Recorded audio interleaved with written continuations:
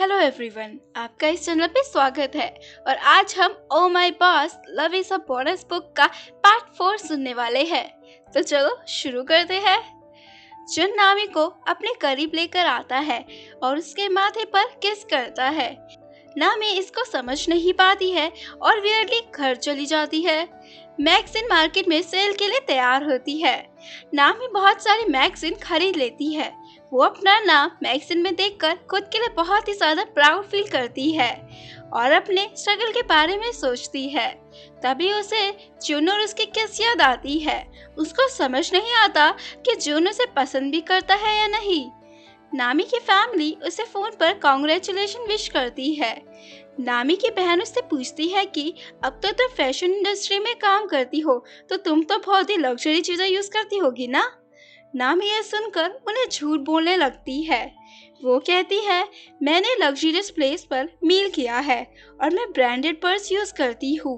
उसकी बहन उसकी बात पर विश्वास भी कर लेती है। नामी को उनसे बात करके रियलाइज होता है कि वो अब फैशन इंडस्ट्री में काम करती है, तो उसे भी थोड़ा फैशनेबल बनना चाहिए। अगले दिन ऑफिस में नामी वियर्ड क्लोथ्स में चली जाती है।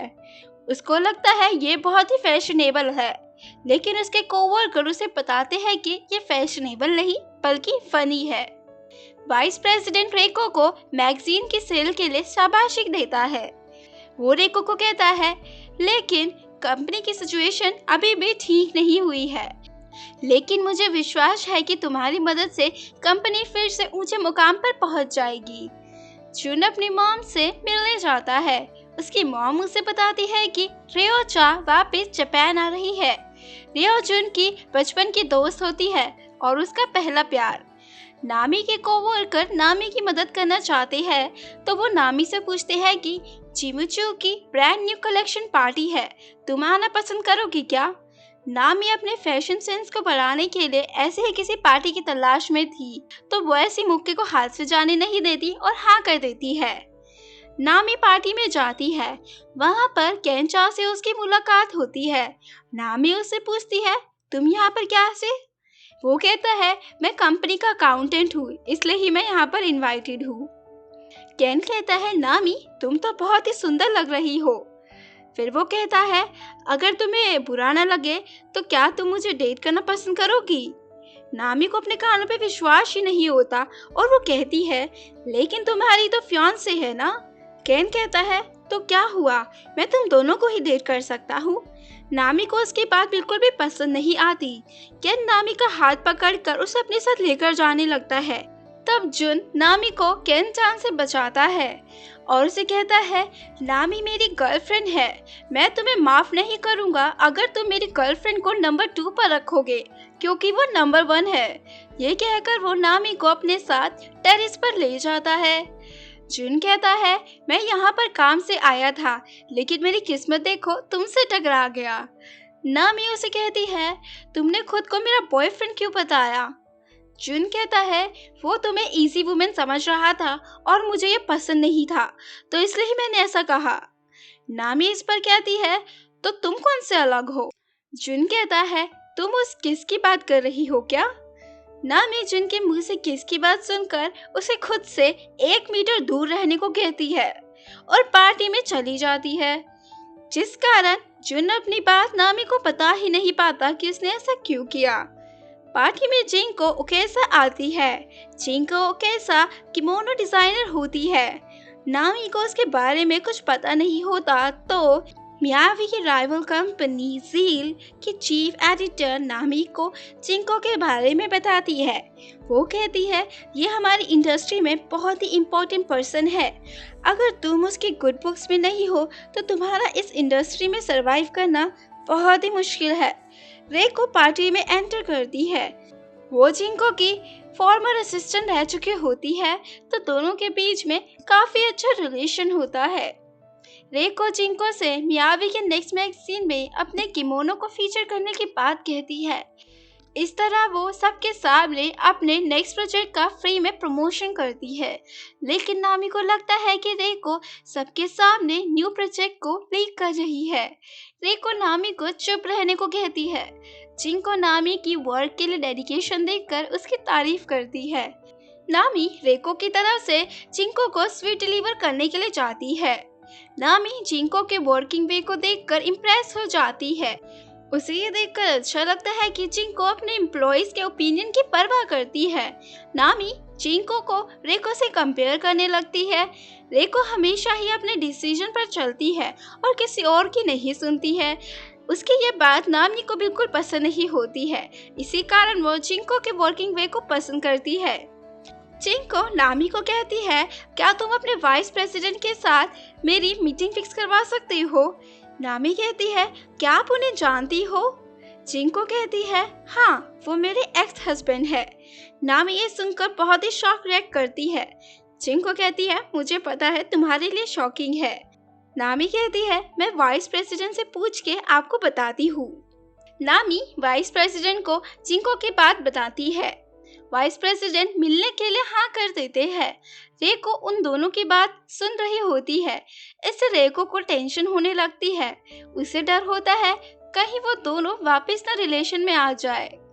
नामी रेको को बताती है कि जिंको ने मुझे उसकी सेकंड असिस्टेंट की जॉब ऑफर करी है, तो मैं उनके लिए काम कर सकती हूँ क्या?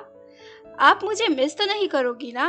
रेको कहती है, तुम्हारी मर्जी, तुम जहाँ जॉब करना चाहो वहाँ कर सकती हो, बस जाने से पहले अपना रेजिग्नेशन लेटर दे देना। नामी इस पर कहती है, मैं सिर्फ शॉर्ट टाइम के लिए जा रही हूँ, तो मुझे कंपनी छोड़ने की कोई जरूरत नहीं है। हारुका नामी से कैंपिंग पर चलने के लिए पूछती है। वो कहती है, जुन का फ्रेंड मैं और तुम होंगे, लेकिन हमें एक और पर्सन चाहिए ग्रुप को कंप्लीट करने के लिए। हारुका नकाजावा को पसंद करती है और वो इनडायरेक्टली नकाजावा को साथ लेकर चलने की बात कहती है। नामी उसकी बात समझ जाती है और नकाजावा को कैंपिंग के लिए इनवाइट करती है। सभी लोग जुन के दोस्त का वेट कर रहे होते हैं, लेकिन उसकी जगह जुन आ जाता है। इससे नामी मुश्किल में पड़ जाती है फिर से। जुन बताता है कि उसके दोस्त की तबीयत खराब हो गई है, इसलिए मैं आया हूँ। चारों कैंपिंग साइट पर पहुंच जाते हैं। हारुका नकाजावा के साथ अकेले समय बिताना चाहती है, तो वो नामी और जुन को बारबेक्यू के लिए वेजिटेबल लाने के लिए भेज देती है। नकाजावा कहता है, मैं और नामी जाकर ले आएंगे, लेकिन नामी मना कर देती है और जुन के साथ चली जाती है। जुन जाते समय नामी से 1 मीटर का डिस्टेंस बनाए रखता है। वो नामी से पूछता है कि क्या तुम मेरे साथ सितारों से भरी रात देखना पसंद करोगी? नामी कहती है, हारुका और नकाजावा का क्या होगा? जुन कहता है, मुझे लगता है वो भी अकेले समय बिताना चाहते हैं। नामी कहती है, वाह, तुमने भी नोटिस कर लिया। तभी नामी को जुन की बात याद आती है। वो भी? नामी कहती है, इसका मतलब ये है कि ये मेरे साथ अकेले समय बिताना चाहता है। वो इस बात से बहुत खुश हो जाती है। सभी बारबेक्यू को एंजॉय करते हैं। जुन डिशेस वॉश कर रहा होता है, तभी नामी आती है।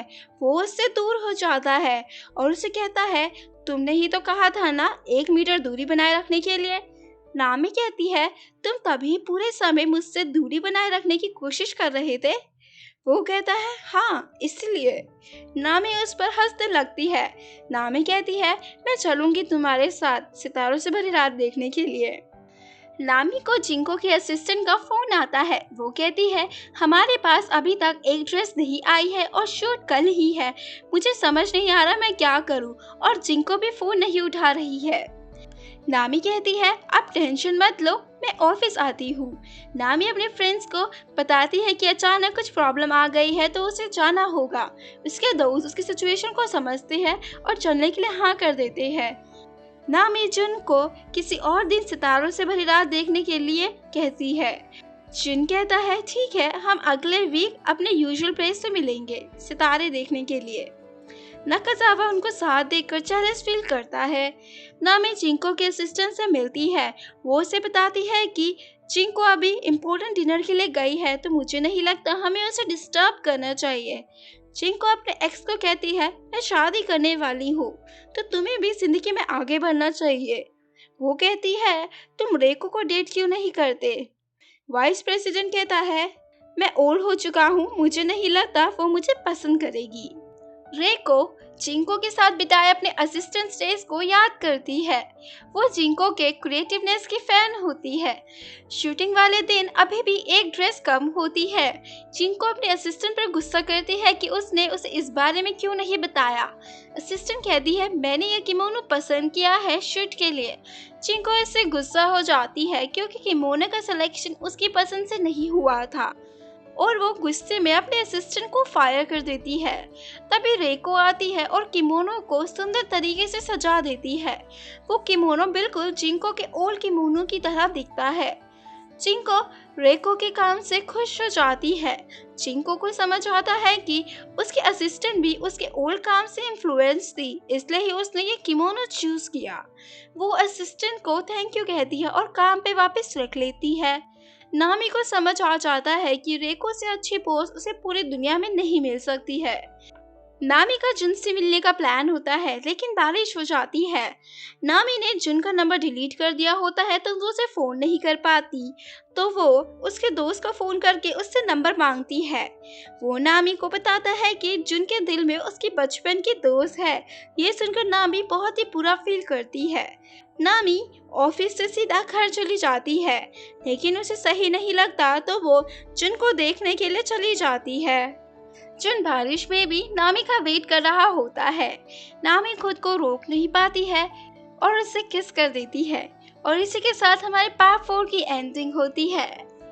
अगर आपको ये पार्ट पसंद आया हो तो प्लीज़ इस चैनल को सब्सक्राइब करें और देखने के लिए थैंक यू।